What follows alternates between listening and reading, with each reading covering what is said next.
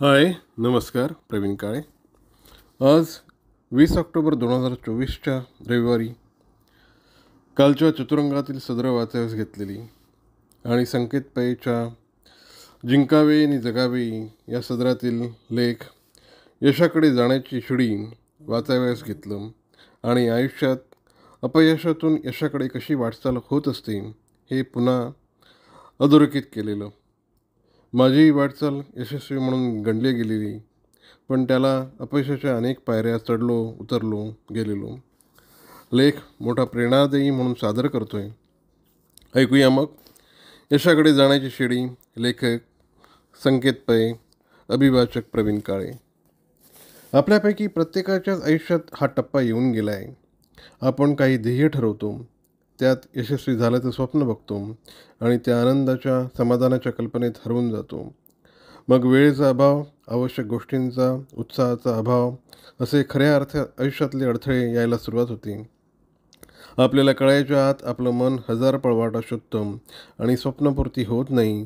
त्याचे कारण शोधताना जबाबदारी घ्यायची इच्छाच नसणं या मूळ समस्येवर काम करण्यापेक्षा मी फार व्यग्र आहे किंवा ही योग्य वेळ नाही अशी कारणे देणं फार सोपं ठरतं अशावेळी. पण त्यामुळे नुकसान कोणाचं होतं? त्या अर्थी स्वतःचंच नुकसान करून घेण्यात आपण तरबेज आहोत असं म्हणायला हरकत नाही. पळवटा शोधल्यानं आपल्याला मानसिकदृष्ट्या सुरक्षित वाटू शकतो, कारण यामुळे अस्वस्थता, अनिश्चितता आणि सर्वात महत्त्वाचं म्हणजे अपयशापासून आपलं रक्षण होतं. जेव्हा आपण टाळाटाळ करण्याचे बहाणे शोधत असतो, तेव्हा खरं तर येणाऱ्या आव्हानांना सामोरं जाताना आपल्या अहंकाराला थोडाही धक्का लागू नये याचीच आपण खबरदारी घेत असतो. ध्येयापर्यंत पोहोचण्यासाठी आवश्यक ते प्रयत्न करणंच आपण टाळतोय ही वस्तुस्थिती स्वीकारण्यापेक्षा बाह्य परिस्थितीवर किंवा चुकीची वेळ यावर खापर फोडणं फार सोपं. तेव्हा आपण हे विसरतो की या सततच्या टाळाटाळीचं मूळ आपल्या मनातच आहे. अपयशाची भीती, अज्ञाताची भीती यासारखे अनेक अडथळे हे आपल्या मनातच असतात आणि तेच आपलं पाऊल पुढं पाडण्यापासून रोखत असतात. ज्या क्षणी मी हे करू शकत नाही कारण असं आपण म्हणतो, त्या क्षणी आपण कोणत्या तरी कारणांचा आधार घेत स्वतःला जिथे आहोत तिथेच थांबवतो.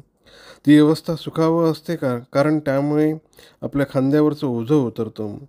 जेव्हा आपण माझ्याकडे पुरेसा वेळ नसतो असं म्हणतो, त्यावेळी खरं तर आपण जबाबदारी झटकून टाकत असतो. वास्तविक वेळ नसणं ही खरी समस्या नसून आपली मनोवृत्ती ही खरी समस्या आहे. अडथळे आणि आव्हानाच्या जगात आपण जगतोय आणि आपल्यापैकी बऱ्याच जणांना अडचणींचा सामना करण्यापेक्षा त्यापासून पळ काढण्याचीच अधिक इच्छा असते. खरं म्हणजे एखाद्या गोष्टीला पूर्णपणे वाहून घेण्यापेक्षा ती न करण्यासाठी कारणं शोधणं जास्त सोपं आहे. उदाहरणार्थ, व्यायाम न करण्याचा दोष आपण व्यग्र वेळापत्रकाला देतो किंवा पुरेसे पैसेच नसल्याचं कारण सांगतो, पण ते मिळवण्यासाठी उत्पन्नाचा आणि एखादा मार्ग शोधायची आपली तयारी नसते. पण खरं तर यामुळे आपण या कारणं देण्याच्या मानसिकतेचे बळी ठरत असतो. आपलं परिस्थितीवर नियंत्रण असण्यापेक्षा परिस्थितीच आपल्यावर नियंत्रण आहे याच धारणेनं आपण विचार करत असतो. पण त्या विचारातून बाहेर काढत सजगतेनं जगण्याच्या प्रवासात याच परिस्थितीचा वापर कसा करता येईल हे पाहायला हवं. त्यासाठी तुम्हाला मी याचा कसा वापर करू या विचारसरणीचा अंगीकार करायला शिकणं, या संकल्पनेची ओळख करून द्यायची. येस, यू कॅन चेंज या माझ्या पुस्तकात मी योग्य प्रश्न विचारण्याचं महत्त्व यावर भर दिला आहे. योग्य म्हणजे असे प्रश्न की जे आपल्या मार्गात अडथळे निर्माण करण्याऐवजी आपल्याला सक्षम बनवतील. काय चुकलं आहे किंवा काय कमी आहे याचा विचार करण्यापेक्षा मी या स्थितीचा कसा वापर करू असा प्रश्न विचारायला आपण सुरुवात करायला हवी. आपल्या मनोवृत्तीत घडवलेल्या या छोट्याशा बदलामुळे प्रगतीची आणि स्थित्यंतराची अनेक दारे आपल्यासाठी उघडतील. मी या स्थितीचा वापर कसा करू हा आपल्यातली लवचिकता वाढवणारा प्रश्न आहे. या प्रश्नामुळे मार्गातल्या अडथळ्यांची दखल घेतली जातेच, पण त्याचबरोबर आपलं लक्ष त्यावर उपाय शोधण्यावर केंद्रित केलं जातं. आव्हानांना न टाळता त्यातून काही शिकण्याचा प्रयत्न करणं यात खरी युक्ती दडलेली आहे. आलेल्या परिस्थितीला पाठ दाखवून पळण्यापेक्षा हिमतीने मार्ग काढण्याचा पर्याय निवडण्यामुळे परिस्थितीचं आपल्यावर नव्हे तर आपलं परिस्थितीवर नियंत्रण येतं. मी या स्थितीचा वापर कसा करू या प्रश्नाचे उत्तर शोधण्यातून हजारो लोकांना असंख्य अडचणींमधून मार्ग मिळाला आहे. उदाहरणादाखल 2 गोष्टी सांगतो. चीनमधल्या हुंगझू गावातल्या एका पारंपरिक कुटुंबातल्या मुलाची ही गोष्ट आहे. तो अभ्यासात अजिबात हुशार नव्हता. प्राथमिक शाळेच्या परीक्षेत 2दा तर माध्यमिक शाळेतल्या परीक्षेत त्याला 3दा अपयश आलं.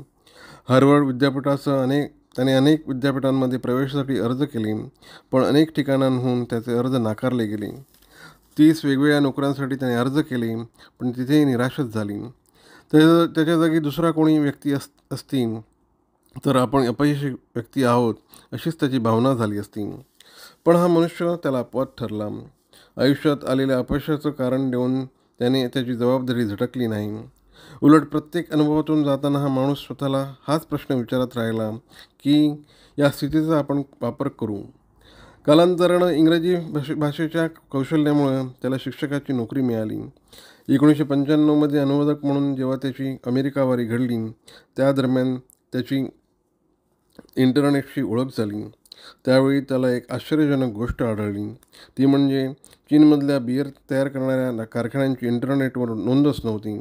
या गोष्टीचा संधी म्हणून उपयोग करत त्याने काही मित्रांसोबत चीनमधल्या उद्योगांची एकत्रित यादी असलेली एक वेबसाईट अर्थात संकेतस्थळ बनवण्याचा प्रयत्न केला. परंतु ती त्याला पैशाअभावी बंद करावी लागली.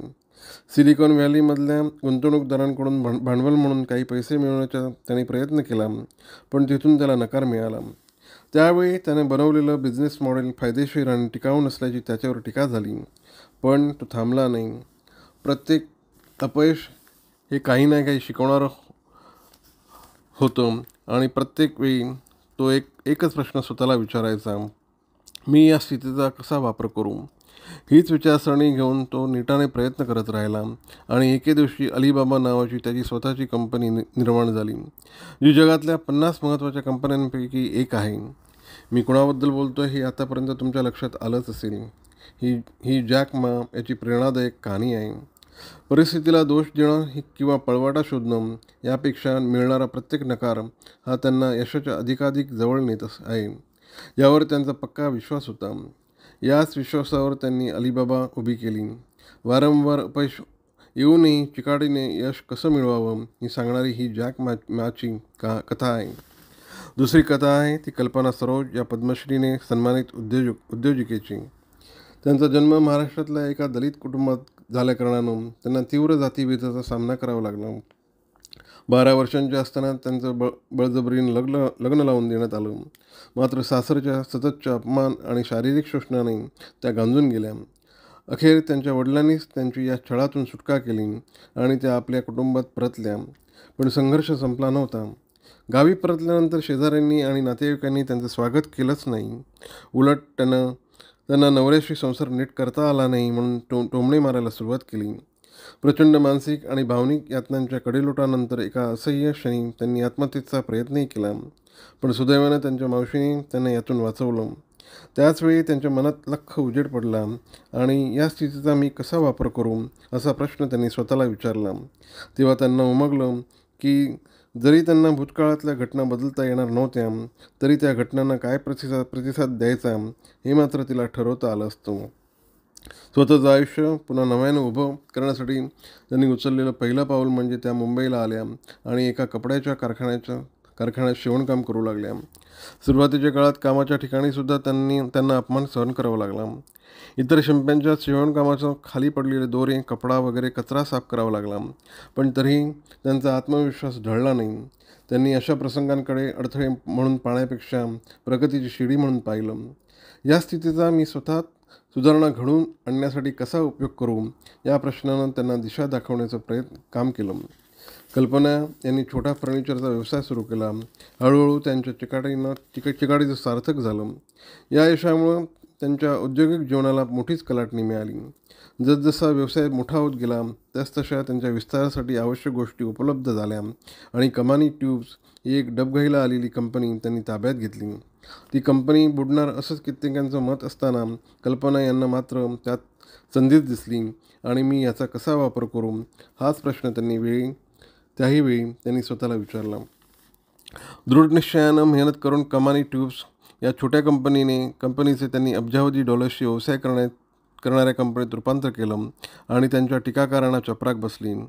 आज कल्पना सरोज यांचं नाव भारताच्या यशस्वी उद्योजकांच्या यादीत सन्मानानं घेतलं जातं. कितीही आव्हानात्मक परिस्थिती आली तरी तिचं रूपांतर उदात्त कार्यासाठी मिळालेल्या संधीत करता येऊ शकतं. याचं त्या उत्कृष्ट उदाहरण आहे. आपण आपल्या वास्तवाला कसा आकार देतोय या आपल्याला पडणाऱ्या प्रश्नांवर अवलंबून असतो. पळवाटा शोधल्यानं तात्पुरतं हायसं वाटू शकतं, पण याच पळवाटा आपल्या खऱ्या सामर्थ्याची ओळख होऊ देत नाहीत, हेही तेवढंच खरं. मीच का, हे असंच का घडतंय, अशा खच्ची करणाऱ्या प्रश्नांपेक्षा मी याचा कसा वापर करू या प्रश्नामुळे संकटाचं सुधारण्याचं आणि प्रगतीच्या संधीत रूपांतर होऊ शकतं. मी या परिस्थितीचा कसा वापर करू ही विचारसरणी आपल्याला सक्षमतेनं आणि सजगतेनं जगण्याचा मार्ग दाखवते. ही विचारसरणी काही प्रसिद्ध व्यक्तींपुरती मर्यादित नाही. व्यक्तिगत किंवा व्यावसायिक जीवनात जेव्हा काही आव्हानं समोर येतात तेव्हा योग्य प्रश्न विचारल्यानं आपल्याला योग्य मार्ग सापडतो. कारणं सांगायचं थांबून जेव्हा अपयशाचा उपयोग यशाकडे जाण्याची शिडी म्हणून आपण करतो तेव्हा आपण आपल्या आयुष्यावर नियंत्रण मिळवतो. आपल्यापुढे अडचणी येतील का हा प्रश्न नसून अधिक भक्कमपणे उभं राहण्यासाठी आपण त्यांचा उपयोग करून घेतो का हा खरा प्रश्न आहे. धन्यवाद.